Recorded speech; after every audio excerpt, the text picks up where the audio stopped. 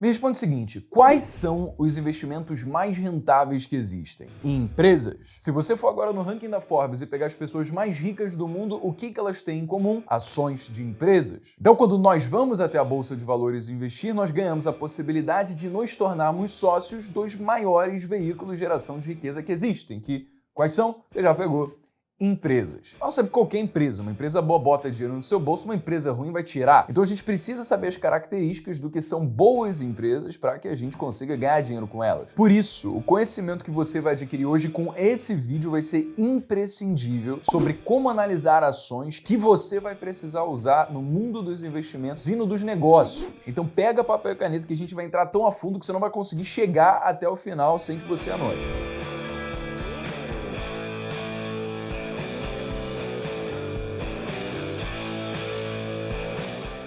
Beleza, primeira coisa que você precisa anotar. Tá com o papel na mão? Tá com caneta? Ó, anota aí. Deixa o like nesse vídeo, que você não se esquece de deixar em todos os outros também. Cara, o conteúdo de hoje tá insano, insano. Se você achar que no começo agora não vale o like, espera chegar até o final pra você dar. Mas, porra, tu já acompanha aqui o canal, tu sabe que a gente faz uma parada maneira pra você conseguir levar valor aí pra tua casa, beleza? Porra, então deixa o like aí. Se você vai ficar até o final anotando, já sabe. Comenta aqui também até o fim, Brenão. Beleza.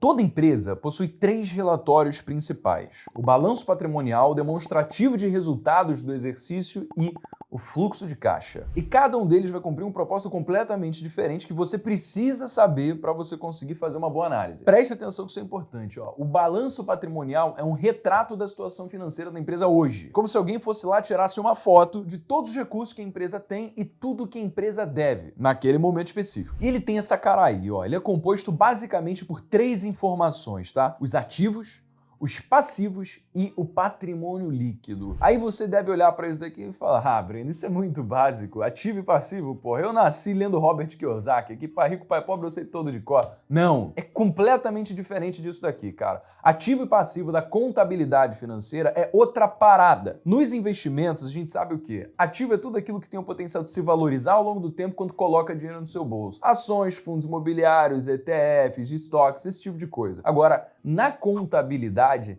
ativos são quaisquer recursos que a empresa pode ter em algum momento que vá se tornar dinheiro no futuro. Por exemplo, se a empresa tem um imóvel, se a empresa tem um carro, isso é ativo. Porque apesar dele se depreciar ao longo do tempo, a empresa pode liquidar aquilo ali. É um recurso que a empresa tem. Nos investimentos, o que é um passivo? Um passivo é o que tira dinheiro do seu bolso e deprecia-se ao longo do tempo, certo? Mas na contabilidade, passivo é basicamente tudo que a empresa vai ter que pagar de dinheiro, ou seja, o que vai tirar de recursos da empresa. Como, por exemplo, salário dos funcionários, pagamento a ser feito aos fornecedores, dívidas contraídas com bancos, impostos e taxas. Isso são os passivos da empresa. Beleza, entendeu a diferença agora? Vamos focar na parte da contabilidade. Então, ativos, o que vai ficar ali na parte esquerda do balanço patrimonial, é tudo isso. É maquinário, é computador, é dinheiro que a empresa tem em caixa, é conta a receber que ela vai receber no futuro das vendas que ela já fez. Tudo isso daqui são ativos. Do outro lado, do lado direito, todas essas dívidas, impostos, contas a pagar, salários, tudo que vai sair da empresa são os passivos. A diferença entre os ativos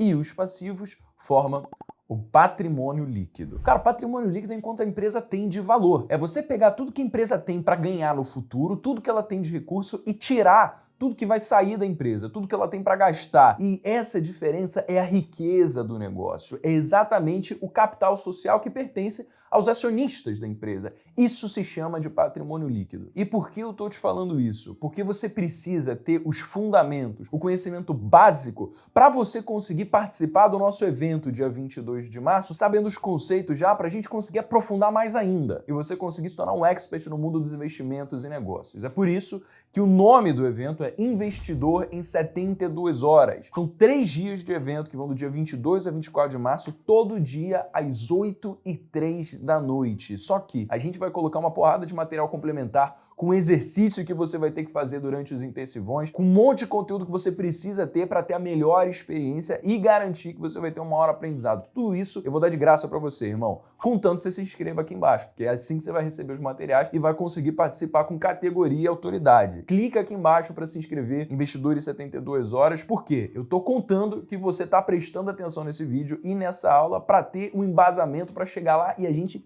arregaçar de conteúdo e aprofundar muito mais, beleza? Pegou então o conceito de patrimônio líquido? Legal. Agora, para consolidar esse conteúdo aqui, ver se você entendeu, eu vou te fazer um desafio, tá? Imagina que uma empresa contrai uma dívida. Essa dívida vai aparecer aonde no balanço patrimonial? Porra, se tu falou passivo, você arregaçou, você tá prestando atenção. Mas, uma parada que eu acho que você não sabe é que ela também vai aparecer no ativo. Porque se uma empresa consegue contrair uma dívida, então ela ganha caixa, ela ganha dinheiro. E esse dinheiro vai contar como recursos financeiros que agora a empresa tem para usar. Ou seja, se a empresa contrai uma dívida, ela aumentou o seu passivo, mas também ela aumentou o seu ativo. O que a gente tem que buscar quando a gente for analisar uma empresa? Bom, idealmente, assim, no mundo da utopia, um patrimônio líquido que aumenta ao longo do tempo. Porque isso diz que a riqueza que a empresa gera, o quanto que os acionistas estão conseguindo se beneficiar com a empresa, está aumentando. Porque os ativos tendem a crescer numa velocidade maior do que os passivos. E aí o que acontece? O patrimônio líquido ao longo do tempo acaba aumentando. Ó, e para te mostrar isso na prática, eu vou abrir o Trade Map porque ele vai te dar todas as informações. E como eu falei no último vídeo também, quem está vendo aqui da Jovens tem acesso a todas as funcionalidades do Trade Map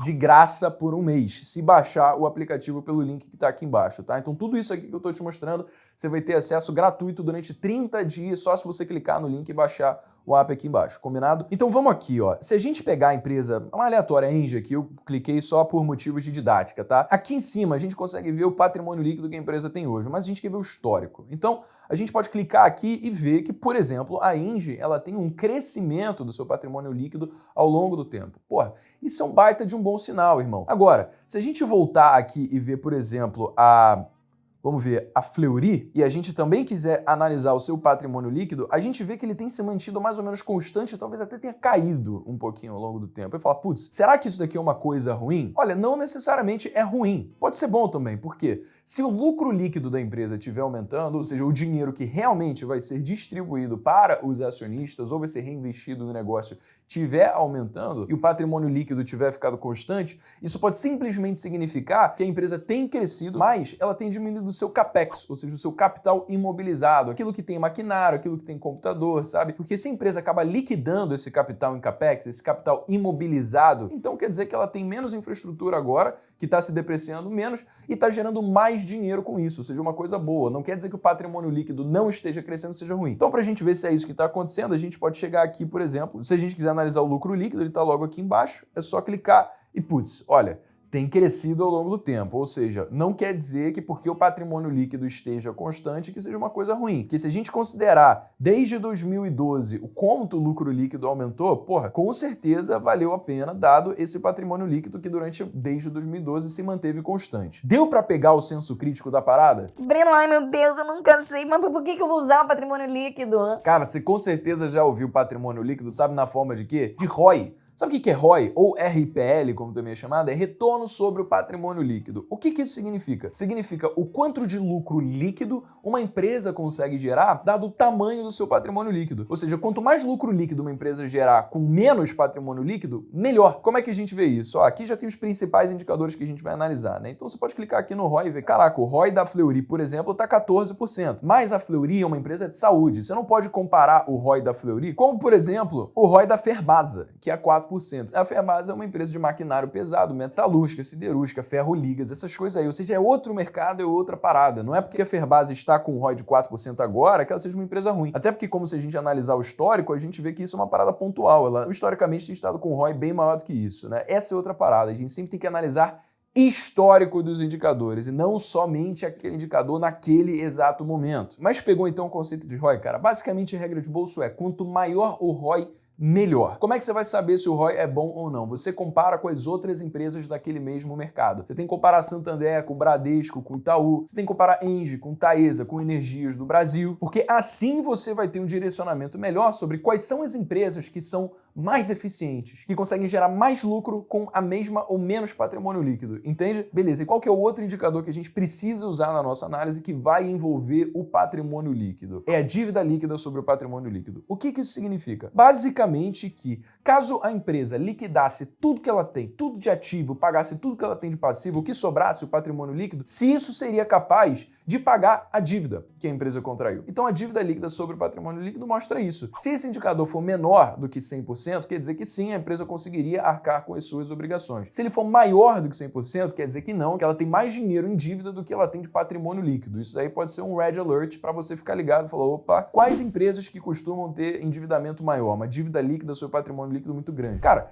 startups, empresas de alto crescimento que só estão se mantendo por causa de rodadas de levantamento de capital e que não estão dando lucro ainda. Mas não existem muitas dessas empresas na bolsa. Então, se você encontrar alguma que esteja com uma dívida líquida sobre patrimônio líquido acima de 100%, dá um passo para trás, analisa outras coisas para você ver se faz sentido essa dívida ou não. Ah, Breno, eu já vi dívida líquida sobre PL negativo. O que isso significa? Velho, o que é dívida líquida? É a dívida bruta, ou seja, tudo que a empresa deve, menos o caixa da empresa. Só que pode acontecer que a empresa tem uma dívida tão pequenininha que o caixa da empresa é muito maior do que a dívida. Ou seja, a dívida líquida acaba sendo negativa, porque a dívida bruta menos o caixa acaba dando um valor negativo, né? Então, se a dívida líquida sobre o patrimônio líquido der um valor negativo, mano, aí tu não precisa se preocupar com nada, né? Porque, porra, vamos combinar, a empresa tem mais de caixa. Se a empresa quisesse, ela tirava à vista e pagava a dívida logo ali. Então, porra, suavíssimo. Entendeu? O que tá faltando? Você sabe já, porra. Você tá prestando atenção aí. Histórico, irmão. Você precisa olhar o histórico. Então, quando você vai aqui no Trade Map, por exemplo, e ver a dívida líquida sobre o patrimônio líquido, você tem que ver, olha só, pô, Ferbasa já ficou durante muito tempo com a dívida líquida sobre o patrimônio líquido no negativo. E agora ela está em torno aqui de 13%, ou seja, bem saudável a taxa de endividamento da empresa, por exemplo. Entendeu? Agora, velho, olha só. Isso daqui que eu te mostrei são insights que a gente tira principalmente do balanço patrimonial. E aqui, se a gente for aqui embaixo, ó, a gente consegue destrinchar exatamente essas coisas aqui, como eu te falei. Ó. Tem aqui o histórico de crescimento do ativo, do passivo, e aí tem as duas paradas aqui, ativo circulante, ativo não circulante. Ativo circulante é basicamente o que a empresa tem de previsão de receita dos próximos 12 meses, e ativo não circulante é basicamente tudo que a empresa tem de capital imobilizado e previsão de receita para prazos acima de 12 meses. Pegou a ideia? Passivo é a mesma coisa. Tudo que a empresa tem que pagar ou se desfazer dos seus recursos nos primeiros 12 meses, e não circulante é tudo que ela tem que gastar ou se desfazer de recursos para os próximos 12 meses. Fez sentido? Beleza. E aí você consegue analisar aqui o histórico disso ao longo do tempo. Mas, quando a gente quer fazer uma análise horizontal, ou seja, evolução de trimestre para trimestre, então de ano a ano, o melhor para a gente fazer isso é o DRE. Por quê? Ele mostra claramente a evolução da empresa